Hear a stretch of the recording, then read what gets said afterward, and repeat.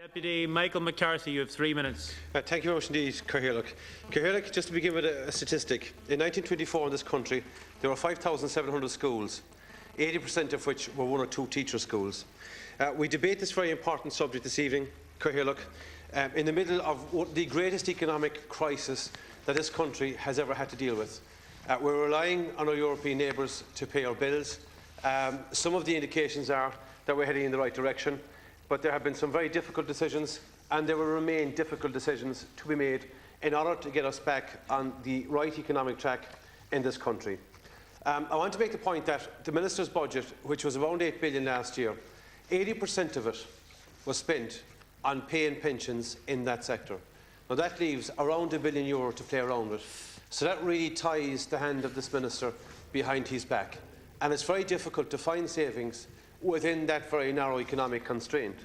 And I want to say this evening that Croke Park, and it's government policy to support Croke Park, but it's not policy to support wage militants.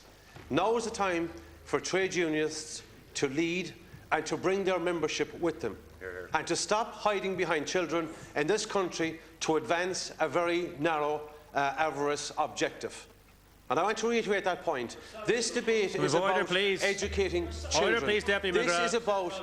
Deputy McGrath, the Speaker has the floor. The Deputy would be well to remember that this man supported Bertie Ahern. He donned a substitute jersey to support Bertie Ahern, a man who was associated with the economic collapse in this country. And I take no lectures from you, Deputy McGrath. You ran around when they tickled your belly, and you went down there to take your 30 pieces of silver.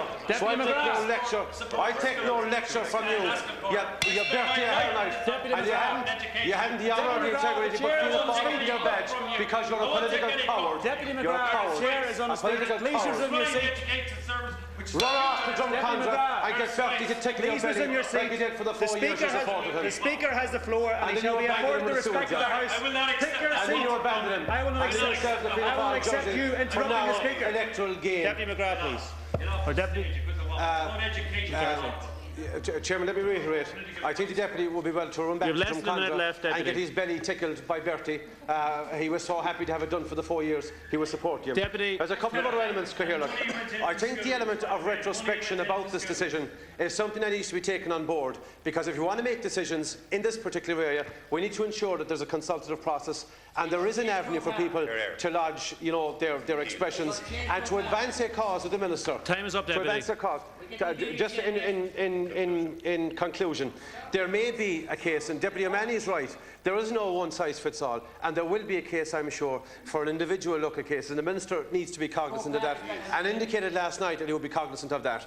And my ultimate point is this: we will strive to restore our reputation abroad, this government, and also strive to restore our economic fortunes, and we'll take no lectures from Fianna Fáil lightweights like the two McGraths who are an insult to this topic. Thank you, Cathaoirleach.